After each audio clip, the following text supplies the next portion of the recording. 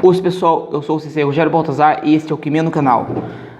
E hoje falaremos sobre o grande mestre do Karatê de contato, o grande mestre da Kyokushin Karatê, Masutatsu Oyama.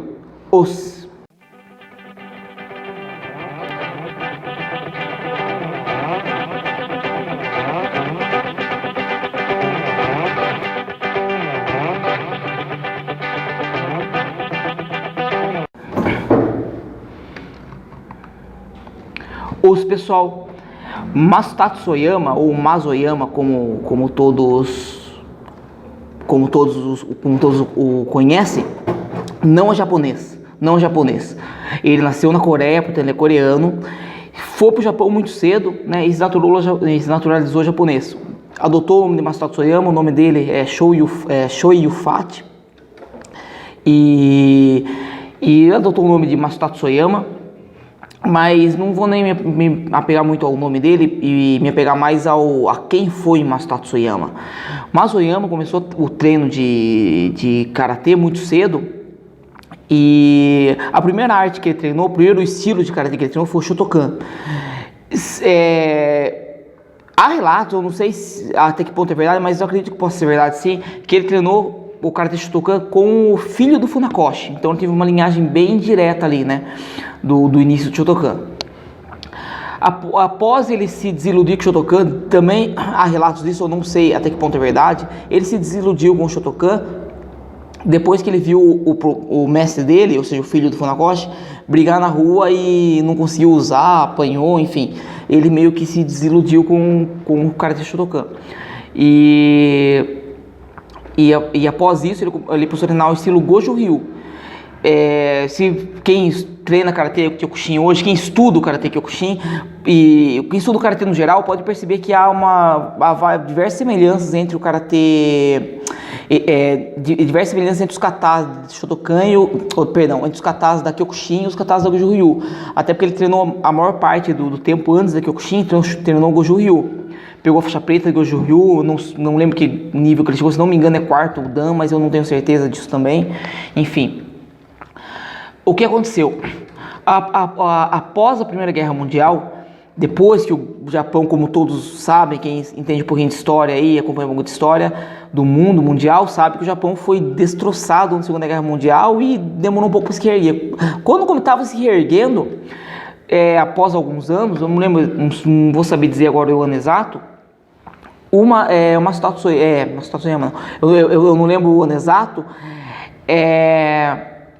houve o primeiro torneio nacional, né, de Karatê, unindo todos os estilos de Karatê, né, um torneio nacional, né, tinha um líder ali que organizou tudo, né, um cara influente ali, eu não vou saber o nome dele agora,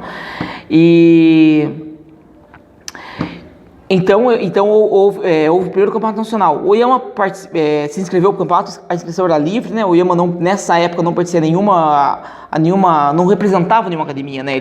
Nenhuma organização. Ele já era faixa preta de Goju Ryu e tal, mas ele sempre foi meio Ronin no karatê, né? Sempre foi meio sozinho assim, né? E se inscreveu para o campeonato, né? Nesse campeonato, durante esse campeonato, ele percebeu que obviamente era um estilo na época era o estilo de karatê ponto, não existia karatê de contato ainda, então era aquele golpe que você parava, tinha que parar o golpe e tal, né? E o Oyama não concordava muito com isso. E ele disputou o campeonato, mas porém ele também tinha um alto nível, né? Ele tinha uma vida inteira assim. E ele disputou o campeonato e venceu o campeonato. E só um detalhe aqui, o cara que foi para a final com ele também era um cara muito bom nos desafios reais. Então eles lutaram, guarda essa informação, eles lutaram e Oyama venceu e tal, né? Guarda essa informação que o cara que disputou a final com ele era um cara muito bom em lutas reais também, não apenas em competição. O Oyama sai do campeonato, apesar de ter sido campeão do campeonato, primeiro campeonato japonês pós-guerra, né, de karatê, ele saiu incomodado no campeonato E ao sair do campeonato ele quebrou o troféu dele e disse que aquilo lá não era karatê, aquilo era dança. Ele tinha sido campeão de dança e não de karatê. E após esse período ele decidiu se isolar na floresta, uma floresta lá, né? Dizem que foi no mesmo lugar onde Miyamoto Musashi escreveu o livro dos Cinco Anéis, né? Aliás, Miyamoto Musashi foi a grande inspiração do Oyama. Foi a grande inspiração do Oyama. E como é a grande inspiração de em muitos quesitos do povo japonês, né? O Musashi tem um livro, tem um vídeo falando do Musashi já, quem puder eu vou deixar o link na descrição aqui. O Musashi foi considerado um herói japonês. Ele foi ídolo do Oyama também. Então, o que aconteceu? O Oyama passou 1 ano e meio na floresta.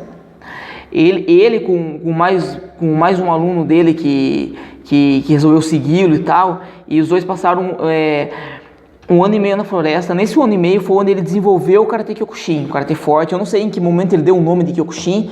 Kyokushin significa aprofundar-se na verdade, ou aprofundar-se na verdade extrema, uma coisa assim, aprofundar-se extremamente na verdade, algo do tipo. E ele passou a treinar 12 horas por dia, todos os dias, independente do tempo e tal, além de sobreviver na floresta, né? E foi nesse período assim que ele impôs a ele mesmo, nesse calvário que ele impôs a ele mesmo, que ele acabou desenvolvendo o Kyokushin. Ao sair desse exílio, vamos dizer assim, desse autoexílio, logo nos primeiros dias, ele acabou entrando numa confusão num bar, né, num bar local lá, em que tinha algum pessoal da máfia japonesa lá, não sei direito, né, do que era, ou era bandidinho, só, enfim, não sei, essa parte eu não sei. E no qual um puxou uma faca para ele e avançou acima dele, né. Daí ele defendeu o ataque e deu um contra-ataque com um soco na cabeça.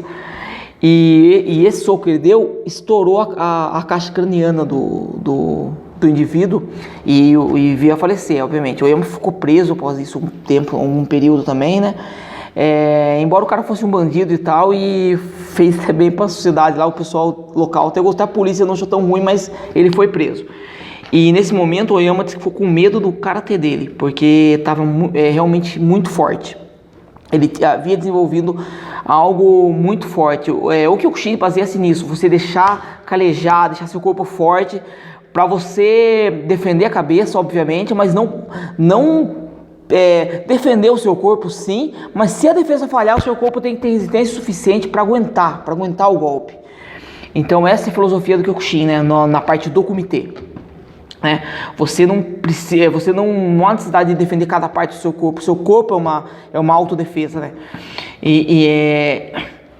Após esse período, né, conturbado, até que ele ficou preso e tal, né, ele saiu para as academias de karatê da época, desafiando o pessoal, né? Falou que tinha desenvolvido um novo método de luta de karatê e desafiava o pessoal nas academias. Ele levava protetores para os adversários, né? E treinava com eles, e fazia uma luta, um desafio ali na academia, né? E não perdia, né? Não perdia porque ele tinha desenvolvido algo que ninguém conhecia na época, né? Muito forte. Ninguém treinava daquela maneira que ele desenvolveu, né? Então isso foi, e a fama dele foi aumentando, né? Até que chegou um ponto que ele começou a lutar contra touros.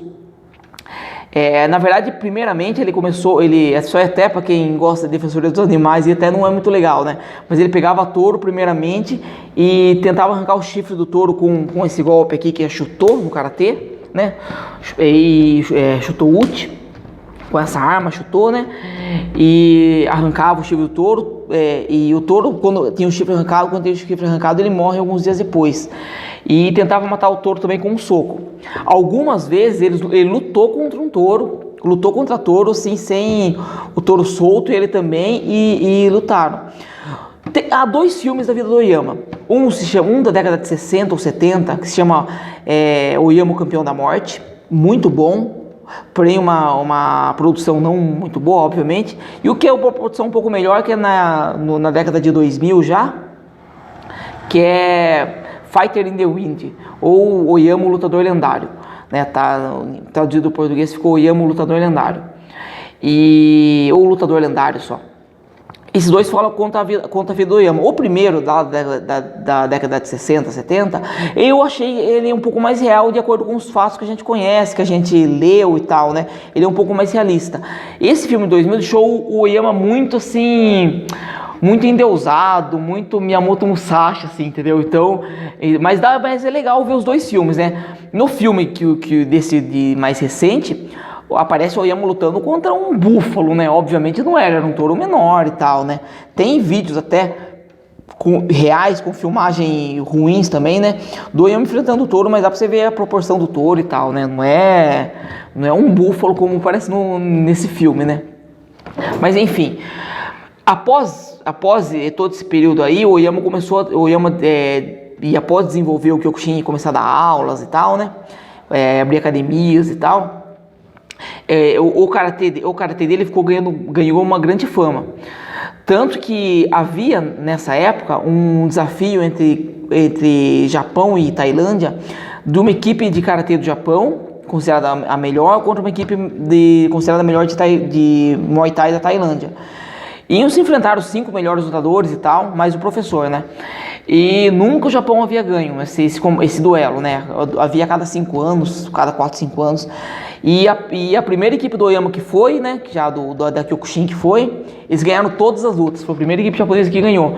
O que provou a eficiência do karatê desenvolvido pelo Oyama, né? Após isso, os anos se passaram e tal, e Oyama foi construído um tremendo império na Kyokushin, né? A Kyokushin começou a se tornar um grande império, né? Começou a ser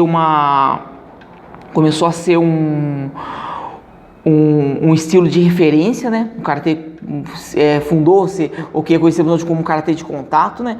E os anos foram se passando e o karatê Kyokushin cresceu cada vez mais, até quando atingiu seu ápice na década de 90, quando depois de vários mundiais e tal, né? E até que o Oyama veio a falecer em 94. Após o Oyama falecer, antes do Oyama falecer, já havia tido alguns quebras, algumas pessoas importantes já haviam saído da Kyokushin. Um famoso que havia saído da Kyokushin, saiu em 92, não me engano, foi o Andy Hug. Acredito que os professores dele saiu e ele saiu junto, né? Alguns fundou-se do Kaikan, então foram fundados alguns estilos antes do Oyama morrer. Mas depois que o Oyama morreu, daí quebrou realmente de vez, formou-se vários estilos de karatê de contato com outros nomes que não seja Kyokushin, né? E também a organização Ita Kyokushin, ela também se partiu, foi cada um para um lado e tal, e começou a dividir e formar várias organizações de Kyokushin. Hoje no mundo existem diversas organizações de Kyokushin, não sei dizer quantas existem. Tem países como acho que na Rússia, acho que é o país que mais tem organizações. Então o Karate Kyokushin hoje continua muito forte. Hoje está dando uma convergência para a união de algumas organizações se unirem, né? Algumas não querem união, querem ficar sozinhas e tal, mas algumas estão se unindo. Acho que o futuro é esse mesmo, é a união de várias organizações para formar alguma coisa forte de verdade, né? E porque quebrou muitas organizações, algumas grandes, outras menores, né? Outras médias, outras pequenas, outras minúsculas, né? Mas existem algumas organizações que estão se unindo, o Karate Kyokushin, união de algumas organizações para formar alguns eventos grandes e tal, né?